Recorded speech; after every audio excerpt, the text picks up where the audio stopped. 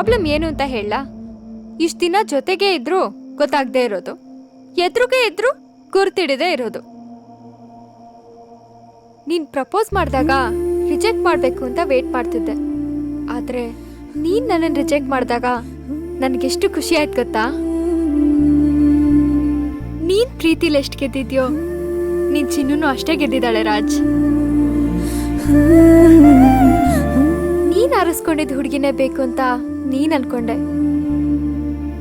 ಆದ್ರೆ ನಾನು ನನ್ನ ಬ್ಯಾಕ್ ಗ್ರೌಂಡೇ ತಿಳ್ಕೊಳ್ದೇ ಇರೋ, ನನ್ನ ಮನ್ಸನ್ನ ನೋಡಿ ಇಷ್ಟಪಡೋ ಪರ್ಫೆಕ್ಟ್ ಹುಡುಗ ಬೇಕು ಅನ್ಕೊಂಡಿದ್ದೆ. ಆ ಹುಡುಗ ನೀನೇ Raj.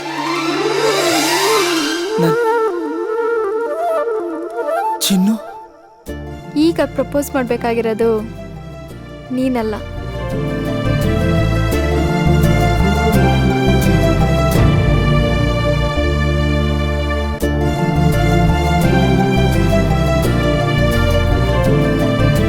Will you marry me?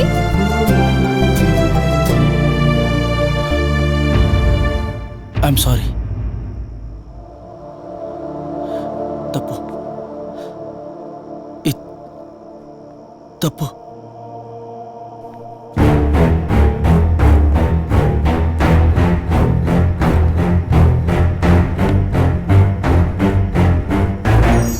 ಹತ್ತು ಚಿನ್ನ, ಇದ್ರ ಮೇಲೆ ಹತ್ತು.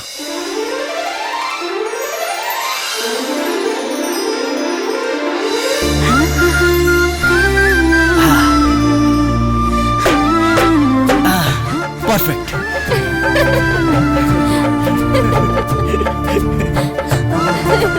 ಕೈ ಹಿಡಿಯೋ ಹುಡುಗಿನ ಸಮಾನವಾಗಿ ನೋಡ್ಲಿಲ್ಲ ಅಂದ್ರೆ ಹುಡುಗರ ಜಾತಿಗೆ ಅವಮಾನ, ಗೊತ್ತಾ? ಇದೊಂದು ಡೈಲಾಗ್ ಚೆನ್ನಾಗಿ ಹೇಳ್ತೀಯ. ಓಹೋ